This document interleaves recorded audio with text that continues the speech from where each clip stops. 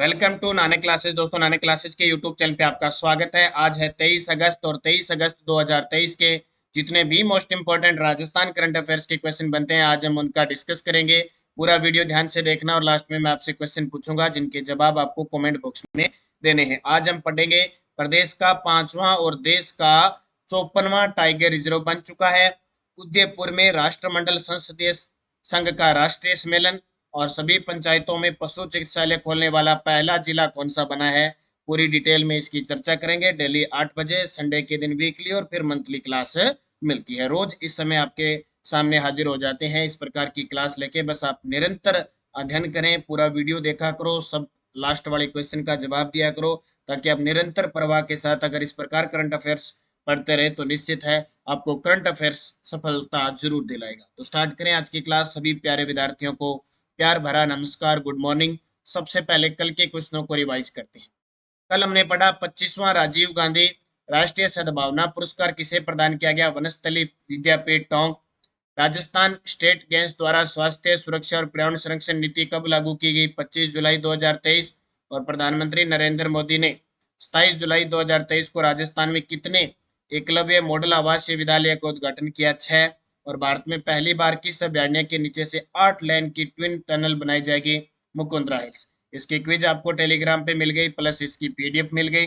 Nanak classes शिवसर नाम से Telegram. अब स्टार्ट करते हैं आज की क्लास। आज का पहला प्रश्न, हाल ही में अंतर्राष्ट्रीय मांडना कलाकार और लोक संस्कृति कर्मी कौशल्या देवी शर्मा का निधन हो गया। इनका संबंध राज्य की किस जिले से है। बिल्कुल, इनका निधन हो चुका है। इनका नाम है कौशल्या देवी शर्मा। आपके सामने तस्वीर है। इनका संबंध है 12 जिले से। 12 जिले की जब भी बात आए, हाड़ौती क्षेत्र के अंदर 12 जिला आता है, कोटा संभाग में आता है। और यहाँ पे जो जनजाति रहती है वो रहती है सहरिया जनजाति। तो 12 जिले की रहने वाली है अंतर्राष्ट्रीय मांडना कलाकार और लोक संस्कृति कर्मी कौशल्या देवी, जिनका हाल ही में क्या हो गया, निधन हो गया। तो क्वेश्चन, निधन जब भी किसी वरिष्ठ किसी भी प्रसिद्ध व्यक्ति का होता है तो उसका पेपर में आता है। उसका क्वेश्चन यही आता है कि उसका संबंध किस क्षेत्र से है। तो अंतर्राष्ट्रीय मांडना कलाकार है कौन, कौशल्या देवी शर्मा। तो उत्तर क्या आ जाएगा, 12 जिले का इसका उत्तर आ जाएगा। और 12 की बात करें तो 12 के अंदर एक रामगढ़ है। रामगढ़, ठीक है, करेक्टर झील भी है। रामगढ़ जियो टूरिज्म केंद्र के रूप में घोषित किया जाएगा। 200वां करेक्टर विश्व का है। ठीक है। एक रामगढ़ कहाँ पे है, एक रामगढ़ विस्तारी बूंदी में है, जो राजस्थान का चौथा और देश का 52वां टाइगर रिजर्व। और अब देश का 54वां और राजस्थान का 5वां टाइगर रिजर्व बन चुका है। इसकी चर्चा हम आज ही के वीडियो में करेंगे। तो मूलतः राजस्थान की लोक संस्कृति को अंतरराष्ट्रीय पटल तक पहुंचाने का गौरव 12 निवासी कौशल्या देवी शर्मा को मिला। इस कला के लिए लाइफ टाइम अचीवमेंट अवार्ड भी सम्मानित किए जा चुके हैं। तो इनका हाल ही में निधन हो गया। बस इतनी चीज इनके लिए इंपॉर्टेंट है। सभी पंचायतों में पशु चिकित्सालय खोलने वाला राजस्थान का पहला जिला बना है। सभी पंचायतों में पशु चिकित्सालय खोलने वाला राजस्थान का पहला जिला बना है सीकर जिला। जी बिल्कुल, सीकर। देखो, जितनी मैं कोशिश कर रहा हूँ, मेरे पास मैटर मैंने क्लियर किया। मैंने आपको कल भी बताया था, थोड़ी हाथ में चोट आने की वजह से एक हाथ काफी दर्द कर रहा है। इस वजह से एक हाथ को बड़ी मुश्किल से काम में लिया जा रहा है। फिर भी आपको क्लास, मैंने कहा था कि 100% मैं आपको क्लास दूंगा, लेकिन जितना उपलब्ध हो पा रहा है मैं आपको दूंगा। उसके बाद में अगर कोई क्वेश्चन रह जाता है तो उसको आगे हम अगले सप्ताह में हम डिस्कस उसको पूरा जरूर करेंगे।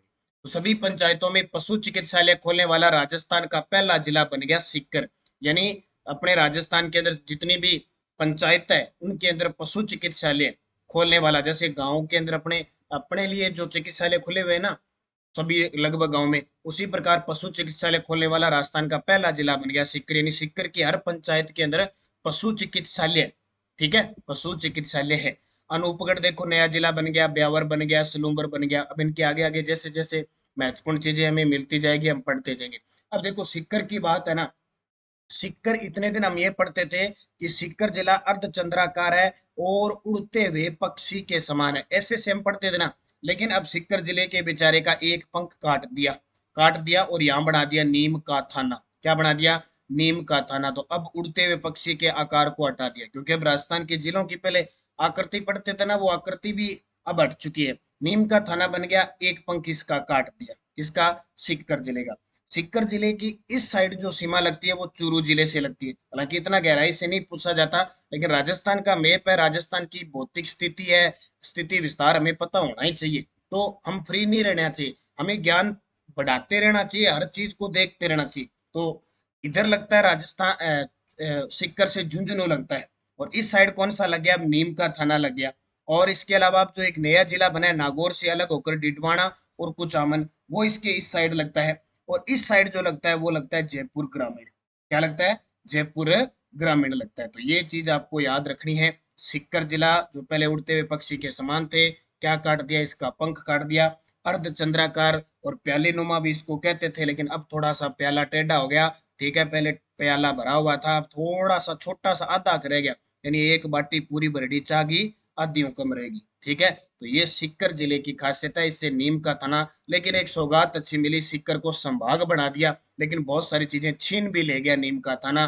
झुंझुनू और सीकर से जो खेतड़ी गणेश्वर ये सभ्यता है वो छीन के ले गया नीम का थाना, और खुद किस संभाग में आ गया? सीकर संभाग में आया। तो सीकर सभी पंचायतों में पशु चिकित्सालय खोलने वाला राजस्थान का पहला जिला बना है। देश की संस्कृति से रूबरू करवाने के लिए राजस्थान के कितने युवाओं को राज्य में भ्रमण के लिए भेजने की घोषणा हुई है? कल मैंने सुजस रिपोर्ट में वैसे आपको पढ़ा दी, लेकिन फिर भी ध्यान रखना, इसकी योग्यता आप तक पहुंचनी जरूरी है कि क्या योग्यता है। देश की संस्कृति से रूबरू करवाने के लिए, यानी राजस्थान के भारत के जितने भी राज्य है, चाहे वो पूर्वी राज्य है, चाहे दक्षिणी राज्य है, चाहे तटीय राज्य है, उन राज्यों की संस्कृति से रूबरू करवाने के लिए 10,000 युवाओं को भ्रमण पर भेजने की घोषणा हुई है। मुख्यमंत्री अशोक गहलोत ने राज्य बजट 2023-24 में प्रदेश के 10,000 युवाओं को देश की संस्कृति से रूबरू करवाने के लिए उत्तरी पूर्वी राज्यों सहित हर राज्यों में भ्रमण के लिए भेजने की घोषणा की है। राजस्थान युवा बोर्ड ने राजीव गांधी युवा सांस्कृतिक आदान प्रदान कार्यक्रम के तहत प्रक्रिया शुरू कर। देखो, राजीव गांधी युवा सांस्कृतिक आदान प्रदान कार्यक्रम है, यानी वहां वाले इधर आ सकते हैं, इधर वाले इधर जा सकते हैं। युवा बोर्ड द्वारा जारी दिशा निर्देशों के अनुसार देश के प्रतिभाशाली युवाओं, कलाकारों व साहसिक खिलाड़ियों को युवा आदान प्रदान कार्यक्रम के तहत भ्रमण पर भेजा जाएगा। अब बात आई है कि पूरे भारत राजस्थान से 10,000 युवाओं को भेजना है।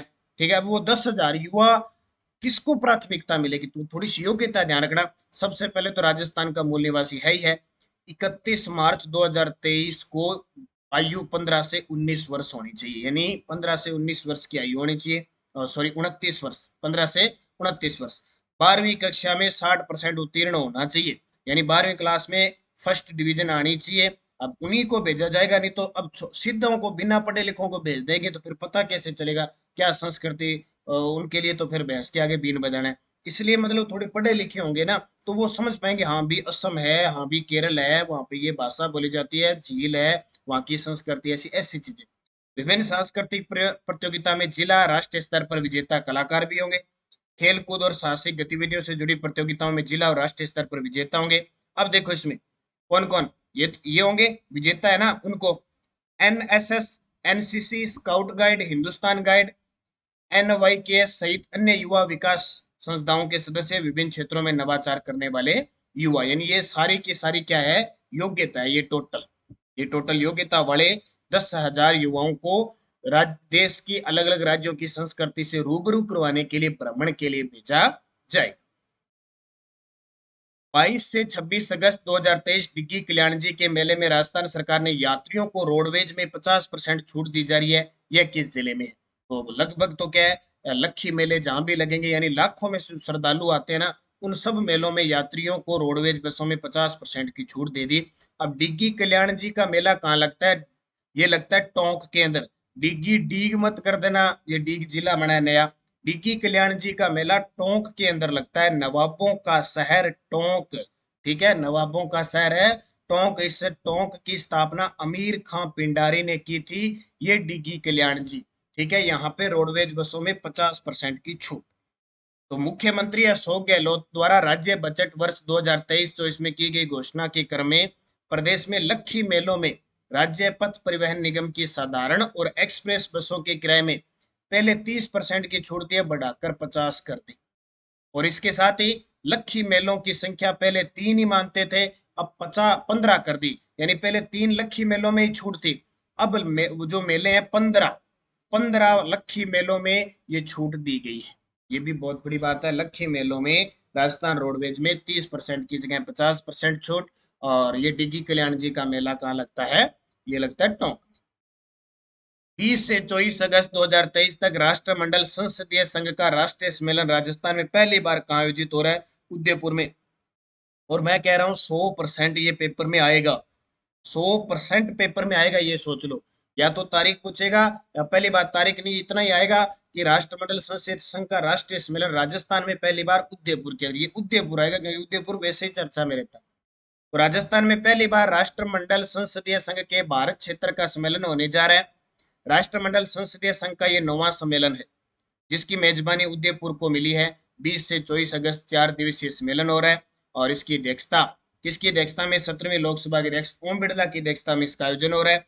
लंदन से सीपीआई मुख्यालय, यानी जो राष्ट्रमंडल संसदीय संघ है, उसके पदाधिकारी शामिल हुए हैं। और अपने राजस्थान के हमारे देश के उपराष्ट्रपति यानी राज्यसभा सभापति, उपसभापति, राजस्थान विधानसभा के अध्यक्ष वगैरह सारे इसके अंदर शामिल हुए हैं। तो ये इंपॉर्टेंट इतना है, 20 से 24 अगस्त 2023 ये हुआ कहाँ पे? यानी राष्ट्रमंडल संसदीय संघ, जिसको हम कह सकते हैं सीपीए, इसका 9वां सम्मेलन हुआ है। और ये कहाँ हुआ है? राजस्थान के उदयपुर में चल रहा है। और एक इससे ज्यादा, अब थोड़ी सी बात देखो, राष्ट्रमंडल संसदीय संघ की स्थापना 1911 में हुई थी। 1948 में इसका वर्तमान स्वरूप अस्तित्व में आया। वर्तमान में 180 से अधिक विधान मंडल इसके सदस्य हैं। और भौगोलिक दृष्टि से ये 9 अलग अलग क्षेत्रों में बंटा हुआ है, ये याद रखना। और आज का ये पर्सन तो उससे भी ज्यादा, यानी वो 100% है, तो ये 105% इंपॉर्टेंट है। और जब जब राजस्थान के अंदर टाइगर रिजर्व बने हैं, प्रश्न आया ही है, और आया एक बार नहीं है, हर एग्जाम में आया है। तो राजस्थान का 5वां और देश का 54वां टाइगर रिजर्व कौन सा बना है? धौलपुर करौली। कौन सा? धौलपुर करौली 54वां देश का है, राजस्थान का 5वां है। इससे पहले पहला बना था रणथंभौर 1973 के अंदर। दूसरा बना सरिस्का 1978 में। तीसरा बना मुकुंदरा हिल्स 2013 में। चौथा बना रामगढ़ विषधारी 2022 में। और ये रामगढ़ विषधारी कम से कम 20 पेपरों में आया होगा।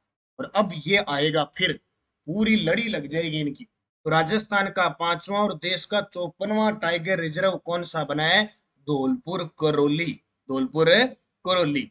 तो राष्ट्रीय बाघ संरक्षण प्राधिकरण एनटीसीए ने राजस्थान के धौलपुर करौली रिजर्व को अपनी मंजूरी दे दी है, जिससे यह राज्य का 5वां टाइगर रिजर्व बन गया है। इसके साथ ही धौलपुर करौली बाघ अभ्यारण्य देश का 54वां टाइगर रिजर्व बन गया। धौलपुर करौली और भरतपुर के जंगलों को जोड़कर 5वां नया टाइगर रिजर्व बनाया गया। ये बहुत इंपॉर्टेंट है आपके लिए। अगला देखो, ठीक है, सुजोस रिपोर्ट मैंने आपको आज बताई दी। पीडीएफ आपको टेलीग्राम पे मिल रही है, नानक क्लासेस शिवसर नाम से। पीडीएफ क्विज वगैरह कोई भी सूचना होती है आपको सारी मिल जाती है। अब पिछले वीडियो का क्वेश्चन था, Rajiv Gandhi lifetime achievement cricket award 2023 किसे प्रदान किया गया? तो किशन रोंगटा। और ये भी प्रश्न आएगा क्योंकि 2022 का जब गोपाल सैनी को दिया गया था, तो पीटीआई 3rd ग्रेड के अंदर प्रश्न आया था। वैभव गहलोत राजस्थान क्रिकेट संघ के अध्यक्ष हैं। और ताजा अपडेट बताता हूँ, बीसीसीआई के सहयोग से राजस्थान क्रिकेट संघ आरपीएल आयोजित करने जा रहा है। 27 अगस्त से जोधपुर के बरकतुल्ला खां स्टेडियम से शुरुआत होने जा रही है। और रवि बिश्नोई जोधपुर के हैं क्रिकेटर। अब आपके लिए क्वेश्चन जिसका जवाब आपको कमेंट बॉक्स में देना है। 25वां राजीव गांधी राष्ट्रीय सद्भावना पुरस्कार किसे प्रदान किया गया? वनस्थली विद्यापीठ टोंक, राजस्थान विश्वविद्यालय जयपुर, राज्य आवासन मंडल और काजरी जोधपुर, किसे दिया गया? और मैं समय समय पर आपको खेल परिदृश्य पुरस्कार की क्लासें 6-6 महीने की लेके आ रहा हूँ। अभी ताजा मैंने 1st ग्रेड के लिए करवाई, तो वो सबके काम किए। ठीक है, सारे देखा करो, ऐसे नहीं, तो वो आप क्लियर देखा करो। बाकी मैं पूरी कोशिश कर रहा हूँ हर मंथ में जो खेल और पुरस्कार आते हैं वो भी आपको करवा रहा हूँ। यस्टरडे डोज हमने पढ़ी, राजस्थान के कितने जिले अंतरराज्य सीमा बनाते हैं? अभी 25 जिले हो चुके हैं। राजस्थान के कितने जिले अंतर्वर्ती जिलों के अंदर? 22। पहले आप 8 ही पढ़ते थे, अब 22 हो गए। गुजरात से राजस्थान के कौन कौन से जिले लगते हैं? तो बांसवाड़ा लगता था, डूंगरपुर, उदयपुर, सिरोही, बाड़मेर। अब नया जालोर की जगह सांचौर लग गया, इतना ही फर्क है। हरियाणा से राजस्थान के कौन कौन से जिले लगते हैं? हरियाणा से बहुत ज्यादा मात्रा में परिवर्तन हुआ है। हनुमानगढ़ लगता था, झुंझुनू लगता था, चूरू लगता था। अब नीम का थाना भी लगता है। अलवर पहले लगता था, अब खेरथल भी लग गया, कोटपुतली बहरोड भी लग गया, डीग लग गया। पंजाब से राजस्थान के तो गंगानगर, हनुमानगढ़ पहले भी लगते थे, अब भी लगते हैं। तो 5 क्वेश्चन बड़े इंपॉर्टेंट है, इनको अलग से लिखते जाना भी है। और पूरी कोशिश करेंगे कि नए अपडेट पर, ये नए पुनर्गठन के बाद की अपडेट बता रहा हूं मैं, ध्यान रखना। नेक्स्ट डोज, नीम का थाना जिला किस जिले के सीमा बनाते हैं? नीम का थाना जिला किन जिलों की सीमा लगती है? नीम के थाने की जिला। अनूपगढ़ से किन जिलों की सीमा लगती है? सलूम्बर से किन जिलों की सीमा लगती है? पाली संभाग में कौन कौन से जिले आते हैं? और ब्यावर जिले की सीमा किन किन जिलों से लगती है? ये थोड़े से अ, अलग हटके है, लेकिन फिर भी ये मेरे प्रश्न करवाने का मतलब क्या है? जैसे मैंने आपको कह दिया ब्यावर जिले से सीमा जिले, तो आप नक्शे में जब ब्यावर जिले को देखोगे ना, तो आपके सामने बहुत सारी चीजें आपको देखने को मिलेगी। इससे क्या है कि आपको नया अपडेट नक्शा, क्योंकि सबसे पहला टारगेट होता है जड़ मजबूत करनी, और जड़ तब भी मजबूत होगी जब इस राजस्थान के 50 जिलों के नक्शे को बार बार देखोगे। ठीक है, और इन पांचों के जवाब सारे विद्यार्थी मुझे कमेंट करके बताना। चंद्रयान क्वेश्चन है, हुंजा नामक घोड़ा किसका है? पिछले का क्वेश्चन मैं टेलीग्राम पे डाल रहा हूँ, इसका आंसर जो आपको मिलेगा नानक क्लासेस शिव सर, और यूट्यूब की कम्युनिटी में रोज मैं एक पर्सन देता हूँ, उसका जवाब दिया करो सारे विद्यार्थी। तो हुंजा नामक घोड़ा किसका है? मेवाड़ के राणा प्रताप का, बूंदी के उमेद सिंह का, आमेर के मान सिंह का, मारवाड़ के मालदेव। एग्जाम में आया हुआ पर्सन है, तो निरंतर अध्ययन करना है अच्छे तरीके से। बाकी नानक क्लासेज ऐप में सारी टेस्ट सीरीज चल रही है, ये नए संभाग और नए जिला दर्शन की टेस्ट सीरीज चल रही है। रीट लेवल फर्स्ट सेकंड सबकी टेस्ट सीरीज चल रही है। कॉलेज व्याख्याता की है, first grade second grade PTI RS सबकी टेस्ट सीरीज चल रही है। और फर्स्ट ग्रेड देखो, संगणक सूचना सहायक, लगभग उम्मीद है कि सारे एग्जाम है वो आगे जाएंगे, अगले महीने में या उससे अगले महीने में जाएंगे। जहां तक पूरी अब तक ऐसी रिपोर्ट आ रही है के हिसाब, सूचना सहायक वगैरह का एग्जाम होना मुश्किल है। हो सकता है अक्टूबर में हो, फिर सितंबर में, चांस बहुत कम बन रहे हैं। लेकिन आपको अपनी तारीख के हिसाब से तैयारी करनी है। टेस्ट सीरीज हमारी सारी है, करंट की है, टॉपिक वाइज टेस्ट है। आप लो, ज्वाइन करो, अच्छे तरीके से पढ़ो। और ये रोज वार्षिक करंट अफेयर जनवरी से दिसंबर, आपको करंट का डर लगेगा ही नहीं। करंट इतना मजबूत हो जाएगा। ये मैं जो क्लास ले रहा हूँ डेली, आपको नानक क्लासेज ऐप में जाओ, 100 रुपए वाली टेस्ट सीरीज खरीदो, डेली आपको टेस्ट मिलता है। वीकली आ गया तो वीकली मिलता है, मंथली आ गया तो मंथली मिलता है, प्लस मंथली की पीडीएफ मिलती है, प्रिंट निकाल के पढ़ सकते हो। यानी 100 रुपए में एक साल तक, दिसंबर 2023 तक आपको टेस्ट मिलते जाएंगे। और ये है राजस्थान का सामान्य अध्ययन, राजस्थान जीके, मात्र 200 रुपए में पूरे साल 31 दिसंबर तक टेस्ट मिल रहा है आपको। और ऐसे नहीं जैसे एक सीरीज पूरी होगी फिर चल गई भी, यानी डेली संडे को छोड़कर टेस्ट मिलता ही मिलता है। फिक्स टॉपिक डाले हुए हैं, जैसे सीरीज 1 पूरी होगी, सीरीज 2 पूरी होगी, सीरीज तीसरी चल रही है, तीसरी में टॉपिक डाल दिए भी आज इसका टेस्ट होना है। तो आप ज्वाइन कर लो ताकि आप अच्छे तरीके से पढ़ पाओ।